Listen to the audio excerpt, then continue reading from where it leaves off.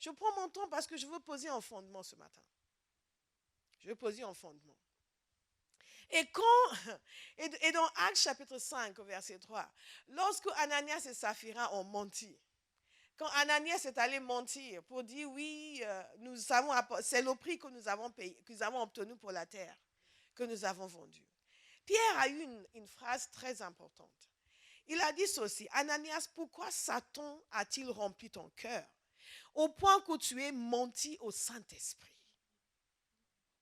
Au point que tu aies menti au Saint-Esprit. Est-ce que ça nous vient de temps en temps à l'idée que quand nous sommes en train de mentir, nous sommes en train de mentir au Saint-Esprit? Ou il ne nous vient même pas du tout à l'esprit. Nous pensons, Seigneur Jésus, pardon.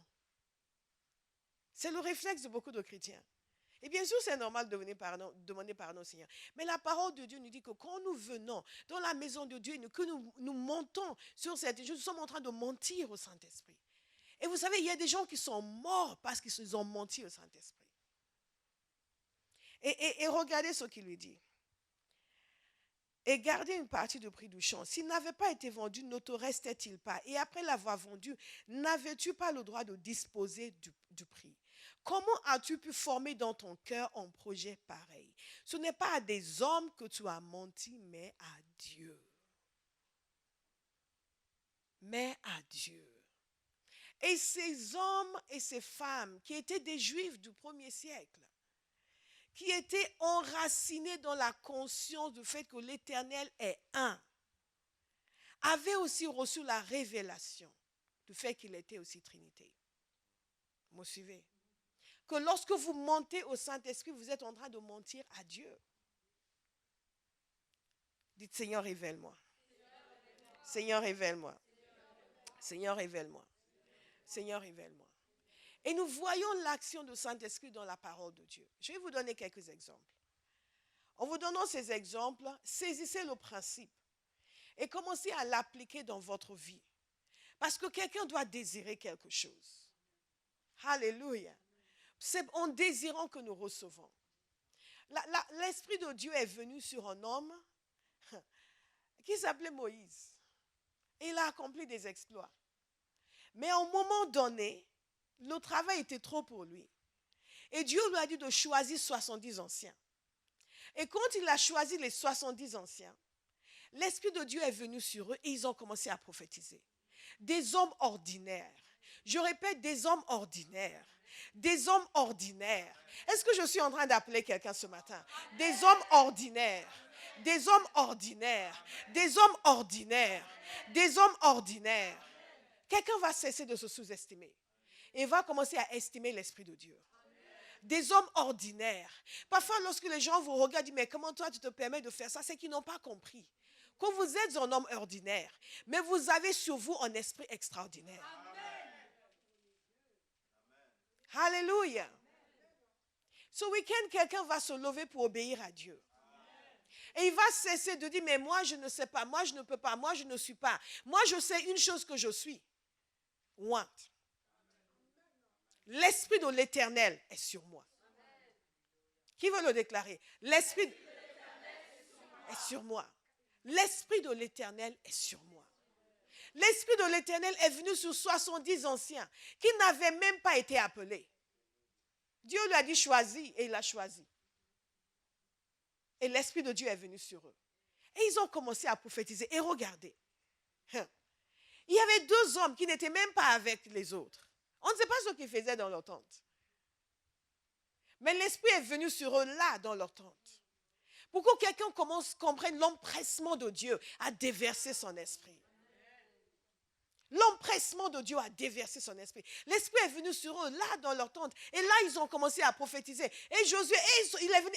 Et Dad et Médad, ils sont en train de prophétiser dans les tentes. Il dit: laisse. Et Moïse, un homme sage, dit: j'aurais aimé que tout le peuple de Dieu soit prophète. Alléluia. Un homme sage qui n'a pas dit: ah non, il n'y a que moi qui peux prophétiser. L'Esprit de l'Éternel est sur moi. Vous allez continuer à le déclarer. Pendant tout ce week-end, vous allez le déclarer. Et l'Esprit de Dieu est venu sur les gens. Et quand nous voyons ce qu'il a fait avec eux, nous comprenons ce qu'il va faire avec nous. Amen. Alléluia. Il est venu sur un homme ordinaire qui s'appelait Othniel. Le peuple était encore affligé. Ils avaient des problèmes. Et l'Esprit de Dieu est venu sur Othniel et il s'est levé, il est devenu un guerrier. Je deviens un guerrier. Je deviens un guerrier. Je deviens un guerrier. L'Esprit de l'Éternel est venu sur un homme qui s'appelait Gédéon. Pas quand il était en train de dire, ah, je veux l'Esprit pour aller combattre. C'est quand il était en train de se cacher. Dieu va sortir quelqu'un de sa cachette ce week-end. Quand il était en train de se cacher, Dieu est allé le chercher. Et la parole de Dieu nous dit que l'Esprit de l'Éternel est venu sur lui. Et il a sonné la trompette. Hey!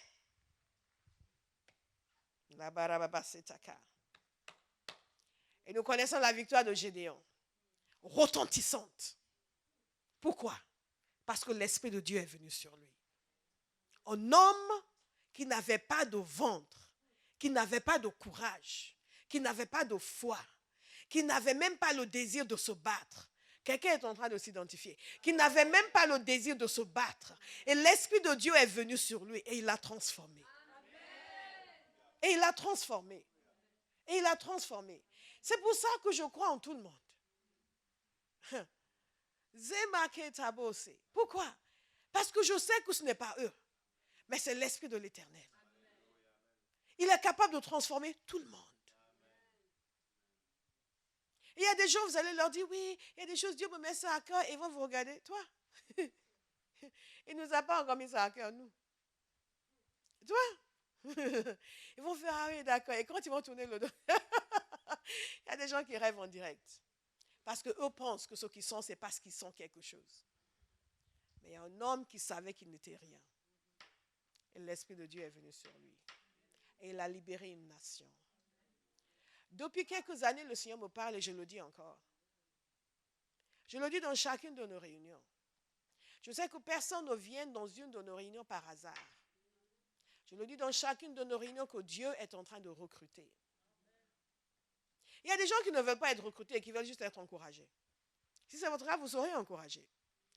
Mais je vais vous mettre au défi de faire plus avec votre vie que d'être encouragé. Faites plus avec votre vie. Faites plus avec votre vie. Plus avec votre vie. Gédéon avait besoin d'encouragement. Il était caché. Le Seigneur l'a encouragé. Et après, il l'a envoyé à la bataille. Que quelqu'un dise, Seigneur, envoie-moi à la bataille. Dites-le avec conviction. Parce que vous comprenez, depuis des années, je le répète, Dieu cherche une nouvelle génération. Il cherche une nouvelle génération en France. Une nouvelle génération qui va se laisser équiper, qui va se lever. Pour dire, tant que je vis, cette nation n'ira pas en enfer. Cette génération va venir au pied de la croix.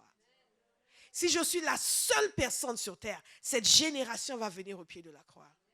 Dites-le comme quelqu'un qui en veut.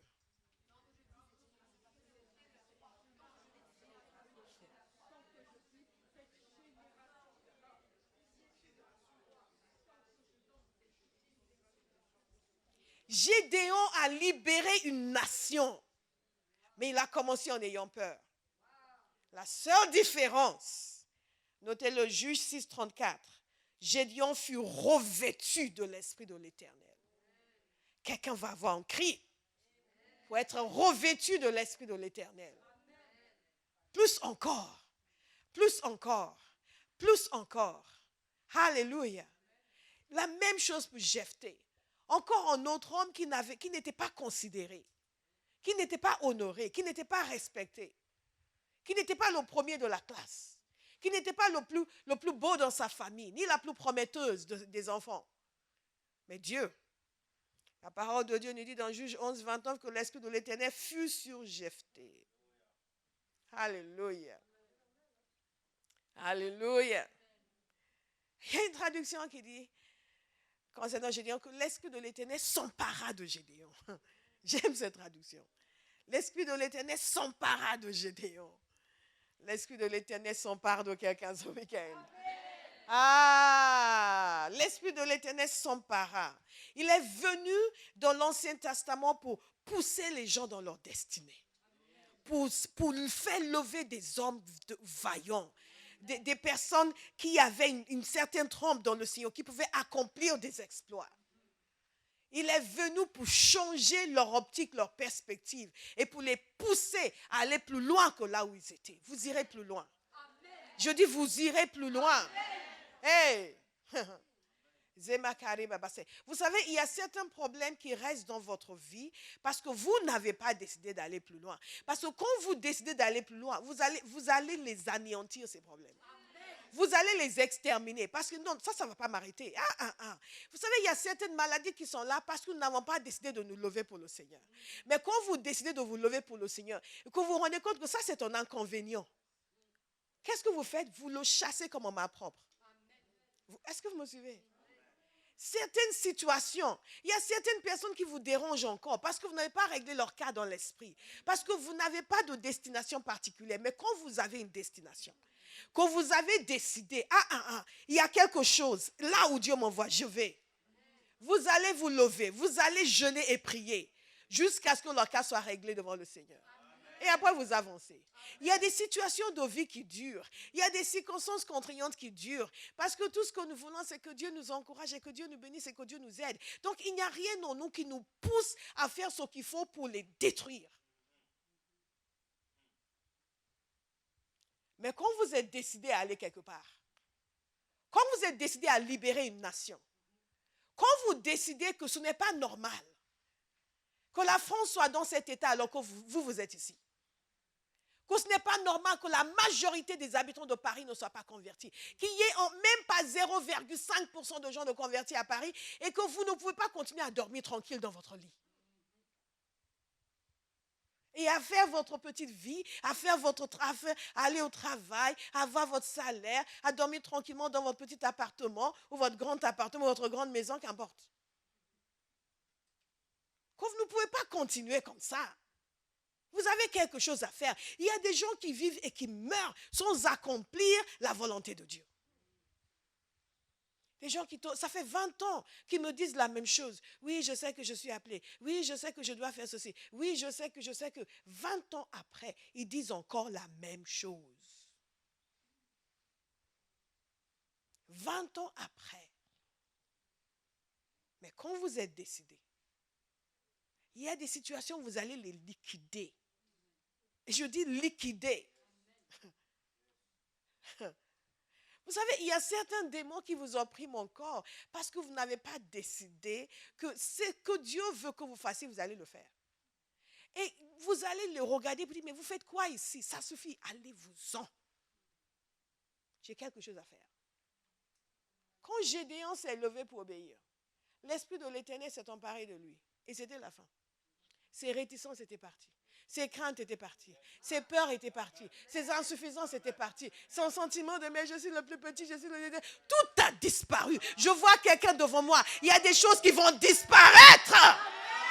Des limitations qui vont disparaître. Des excuses et des prétextes aussi. Parce que l'Esprit de Dieu va s'emparer de quelqu'un. Une autre résolution. Alléluia. Gédéon est parti. Vous comprenez, on commence en ayant peur de son ombre. On finit en partant affronter une armée puissante avec 300 hommes. Quelque chose a changé. Quelque chose a changé. Tout à l'heure, nous allons prier. Vous allez dire, Seigneur, quelque chose va changer. Quelque chose va changer. Il y a des choses que vous devez être en train de faire maintenant, vous ne les faites pas parce que vous avez encore des réticences, vous avez encore des craintes. Mais l'Esprit de l'Éternel. L'Esprit de l'Éternel. L'Esprit de l'Éternel va s'emparer de quelqu'un. Et les réticences, vous allez les renvoyer. Les renvoyer. Parce que Dieu recrute. Dieu recrute. Il est intervenu dans l'Ancien Testament pour donner des capacités d'action, pour donner des compétences spéciales. Et mon Dieu, que nous en avons besoin. Des compétences spéciales pour son œuvre. Regardez Moïse, je ne sais pas parler. Qu'est-ce que je vais leur dire? Qui m'a envoyé? Et arrivé Et arrivé dans le désert, il fallait construire le temple. Et Dieu lui a dit, j'ai un homme qui s'appelle Betsalel. Je l'ai rempli de mon esprit et lui ai donné l'habileté. L'esprit de l'Éternel lui a donné la capacité de faire des ouvrages. Est-ce que vous le savez? Que le travail que Dieu vous a donné, l'Esprit de l'Éternel peut vous donner une capacité supérieure. Mais pas si vous dormez au lieu de vous lever pour aller travailler. Est-ce que quelqu'un écoute? Parce que nous pensons que oui, mais je ne suis pas prédicateur, je ne suis pas ceci, je ne suis pas cela. Non, je suis rempli de l'Esprit de l'Éternel. Par conséquent, il me donne de l'habileté, la capacité d'exécuter toutes sortes d'ouvrages. Quelqu'un va simplement se lever avec un esprit d'excellence. Excellence. Et dire, où qu'il soit, quel que soit le domaine où il fonctionne, je vais être un digne représentant de Jésus ici. Oh, Esprit de l'Éternel, remplis-moi. Rends-moi excellent. Rends-moi excellent. Rends-moi incontournable. Au lieu de vouloir être la personne qui fait le minimum. Ah non, Éternel. Toi qui as rempli Betsalel de ton esprit, remplis-moi. Remplis-moi. Que lorsqu'ils cherchent quelqu'un qui sait faire, ils vont m'appeler. Il y a des gens qui vont vous écouter à cause de votre compétence, qui autrement ne vous écouteraient pas. Les gens qui vont vous écouter parce que votre capacité, votre habileté, votre manière de faire les dépasse. Et donc, il y a un respect qui fait que quand vous parlez, ils écoutent. Alléluia. La capacité d'exécuter. Au lieu de penser que nous devons nous tuer, il faut suer, j'ai du mal, c'est compliqué, je ne peux pas venir à l'église, je ne peux plus venir à la prière parce que j'ai un nouveau travail et il faut que vraiment que j'y arrive. Non, l'Esprit de l'Éternel, l'Esprit de l'Éternel, l'Esprit de l'Éternel, l'Esprit de l'Éternel. C'est la raison pour laquelle Jésus a dit, vous donnez à Dieu ce qui est à Dieu et ce qui est à César ce qui est à César.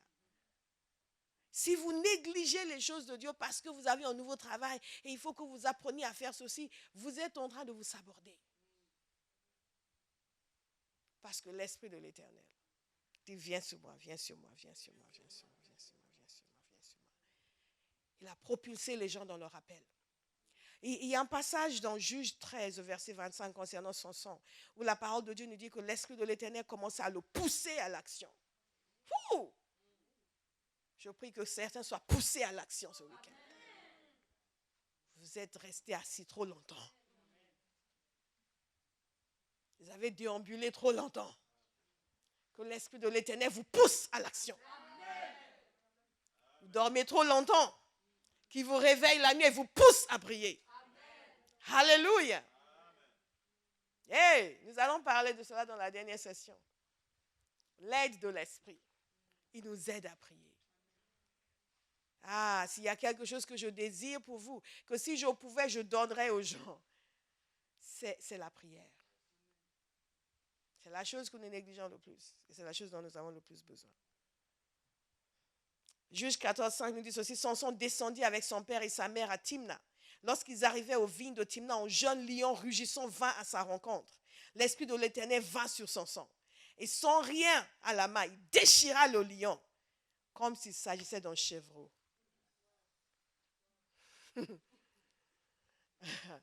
Vous savez, on parle beaucoup de la force de Samson. Le fait que oui, sa force était dans ses cheveux. Tout cela était symbolique. C'était la présence du Saint-Esprit. L'Esprit de l'Éternel vint sur lui. J'aime beaucoup la version du Sommeur. L'Esprit de l'Éternel fondit sur lui. Dans une de mes versions en anglais, the Spirit of the Lord rushed upon him. Vous sentez l'Esprit venir. Et il s'est levé. Empowered. Empowered. Zemaragadagadaga. Il faut aimer la puissance. La puissance est un joli mot. Il faut haïr la faiblesse. Pas la faiblesse des autres, la vôtre. La faiblesse ne nous amène nulle part. Mais la force, la puissance. Et oui. Et ceci pour les hommes comme pour les femmes. C'est un mensonge du diable pour neutraliser les femmes que de leur dire qu'elles sont trop faibles pour ceci et pour cela. Oui, mais femmes, vous êtes trop délicates, vous êtes trop ceci, vous êtes trop cela. Non, non, non, non, dites je suis puissante. Je suis puissante. Quand la parole de Dieu dit fortifiez-vous dans le Seigneur, il n'a pas dit les hommes fortifiez-vous. Il a écrit à l'église. Fortifiez-vous. Fortifiez-vous. Fortifiez-vous. Fortifiez-vous. Fortifiez-vous. Alléluia. Les maragabo sekata. L'esprit de l'Éternel fondit sur lui. Et il s'est levé, il a vu le lion, il l'a déchiré. Waouh. Waouh. Waouh. Waouh.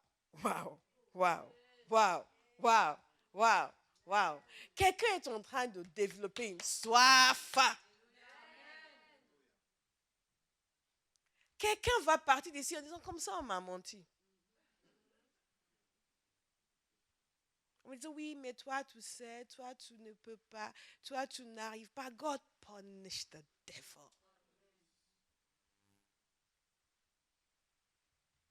Et nous voyons le psalmiste dans l'Ancien Testament appeler aussi le Saint-Esprit à le guider. Déclarer, appeler, demander que le Saint-Esprit le conduise sur le terrain de la droiture. Et pourquoi est-ce que nous avons les livres prophétiques? Parce que l'Esprit de Dieu a parlé. Il a parlé, il a beaucoup parlé. Il a beaucoup parlé. Il parle encore aujourd'hui. Et nous allons apprendre à l'écouter. Si nous savons entendre le Saint-Esprit et nous savons obéir, nous vivrons des vies délicieuses. Beaucoup des tristesses que nous vivons ne sont pas dues au châtiment de Dieu, ni même aux épreuves que Dieu nous permet d'endurer, mais sont dues à notre surdité. Dieu va nous ouvrir les oreilles ce week-end. Il va nous ouvrir les oreilles ce week-end. C'est une des raisons pour lesquelles j'encourage toujours les gens à ne jamais prier pour dire au Seigneur, mais Seigneur, pourquoi? Seigneur, pourquoi? Si vous savez pourquoi. Non. Parce que nos problèmes sont causés par deux entités. Parfois les deux ensemble, parfois l'une ou l'autre. Et ces deux entités sont nous-mêmes et le diable. Ce sont les seules entités responsables de nos difficultés. Dieu n'est jamais responsable de nos malheurs. Jamais. Mais nous allons apprendre à écouter le Saint-Esprit. Alléluia. Il a beaucoup parlé. Il a donné l'esprit de conseil à Joseph. Il lui a donné la capacité de comprendre des choses, de discerner. Il a fait la même chose pour Daniel. Il est même venu sur Balaam. Quand Dieu veut parler, ne méprisez personne. Même Balaam, qui était assez douteux quand même. Parce que Dieu voulait utiliser sa bouche. Le Saint-Esprit est venu sur lui.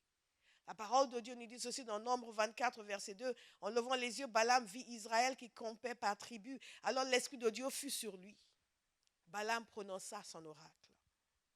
Il a commencé à déclarer la parole de Dieu sur Balaam. L'Esprit de Dieu était présent partout dans l'Ancien Testament. Il n'a pas juste agi dans le Nouveau Testament. Il y avait un autre type de fonctionnement. Il venait sur des personnes précises pour des objectifs précis. Il est venu sur Saül quand il a été roi pour devenir roi. Et Samuel lui a même fait vivre quelque chose de très intéressant. Et quand il était venu demander son aide, quand il l'a renvoyé, il lui a annoncé qu'il serait roi, il l'a renvoyé, il lui a dit qu'il allait rencontrer des prophètes. Que l'Esprit de l'Éternel allait venir sur lui, qu'il allait prophétiser. Et l'Esprit de l'Éternel est venu sur lui, il a prophétisé. Vous savez que c'est normal qu'un enfant de Dieu prophétise. Quelqu'un va être activé ce week-end. Vous allez être activé. Activé. Nous avons besoin de plus de sensibilité dans l'Église. Nous avons besoin de plus de sensibilité dans l'Église. Nous devons redevenir spirituels. Nous l'étions à un moment donné. Après, nous sommes devenus très terre à terre, très mercantiles, très modernes. Samakatos tebele. Mais nous allons redevenir spirituels. Parce que la parole de Dieu nous dit que nous allons prophétiser. Et prophétiser, ce n'est pas nécessairement dire, MC, je te vois allonger sur ton lit. Je te vois commencer à penser à ça et à ça. Je fais attention parce que souvent quand je fais ça, je commence à prophétiser. Je pense que je plaisante et je commence à dire des choses. Mais pas ça, c'était vrai. Dieu a un sens de l'humour. Mais remarquez ceci. Pour que vous compreniez l'importance du Saint-Esprit. Quand le Saint-Esprit a quitté Saül, sa vie a basculé. Et quand le Saint-Esprit est venu sur David, sa vie a changé. Complètement changé. Et David était conscient de cela.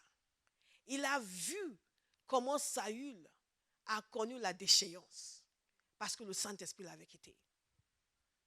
Et il a expérimenté les conséquences de cette déchéance. C'est la raison pour laquelle, quand lui-même avait fait une bêtise, qu'est-ce qu'il a dit? Seigneur, ne me retire pas ton esprit. Ne me retire pas ton esprit. Ne me retire pas ton esprit. Nous devons avoir cet empressement pour vivre continuellement la communion du Saint-Esprit. Parfois, nous, c'est comme si le Saint-Esprit était en vacances. Ce n'est même pas notre affaire. Tant que le salaire rentre à la fin du mois, tant que la maison ne brûle pas, tant qu'on nous demande de chanter à la louange, tant que Philippe continue de dire « Je t'aime, ma chérie », tout va bien, que le Saint-Esprit soit là ou pas. Mais ça va changer. Une soif, un désir pour les choses de Dieu. Au nom de Jésus. Au nom de Jésus. Des prophéties messianiques par le Saint-Esprit. Ésaïe l'a déclaré. Il a déclaré non seulement par l'Esprit, mais il a déclaré ce que l'Esprit allait faire avec le Messie. Comment l'Esprit de l'Éternel serait sur lui. Je veux que vous compreniez que quand Jésus a dit « Je vous enverrai mon esprit », il n'a pas dit quelque chose d'étrange, quelque chose de bizarre. Il a dit quelque chose qui correspond à ce que Dieu faisait depuis, sauf que c'était avec des individus particuliers. Je veux que quelqu'un commence à me dire ce matin « J'ai soif, j'ai soif ». Ou à dire au Seigneur « J'ai soif, j'ai soif, j'ai soif, j'ai soif, j'ai soif, j'ai soif, j'ai soif, j'ai soif, j'ai soif, j'ai soif, j'ai soif. J'ai soif.